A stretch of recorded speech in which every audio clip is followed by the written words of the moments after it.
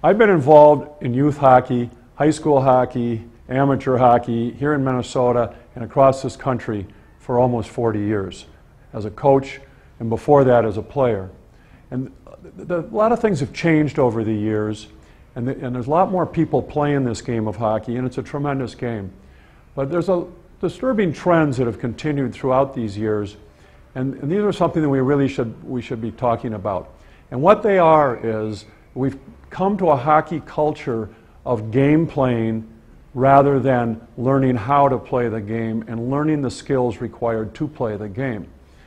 And I'm not sure where this all comes from, but it seems to me that the game counts, I know the game counts are going up every single year. If I go back to when I was coaching Bantams back in the 70s and in the 80s, we played 25, 35 games a year. When I was coaching Bantams in the 90s, we played 40, 45 games a year, including our playoffs. And that was in a 5-month season. We practiced 3 or 4 times a week. We played a couple of games a week. We went to 2 or 3 tournaments. We had a pretty good season. Now these game counts are pushing 70, 80, 90 games in literally the same time frames that we've been playing for a long time, which means there's no practice time involved. It also puts a lot of stress on players. And you know, we're seeing this at the squirt level, we're seeing it at the pee-wee level. It's just game after game after game. Another disturbing trend is as soon as the season is over in late February or in March, the AAA teams pop up and bam, there we go. We're back to playing games all over again. Now some of them have done a pretty good job, some of these clubs, and they do a little bit more practicing. However, having observed some and participated in some, we don't get full participation by many of the players because they're rightfully off playing other sports, which is something we would like them to do. So they don't come to these practice sessions, but they sure come to the game sessions. So I think coaches have to make a decision on whether they're going to develop hockey players or they want to win games. Now, winning games is terrific, but it really doesn't mean a whole lot. Okay. Wanting to win games, yes, we all want to win. We want to win with all the players on our team, not just some of the players on the team. And I think we've got to put in perspective what it is we're trying to accomplish here as coaches and as parents of the players. What's more important, winning a Pee-wee regional or state tournament with 5 kids sitting on the bench through the whole tournament so you can win a championship?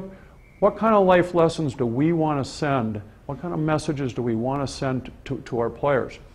On top of that, I think we have an obligation to the players because of the time and the money that's being spent by the parents, the time spent by the players, to give them all the tools that they need to become as good of a hockey player that they can all become. Most teams rely on 2 or 3 kids. Their top 2 or 3 kids drive that whole team and the success of that team. If you're lucky, you got 5 kids, and you probably win a lot of games. But what about the rest of them? Do we always allow them to play in special situations? Do we coach the lesser skilled kids?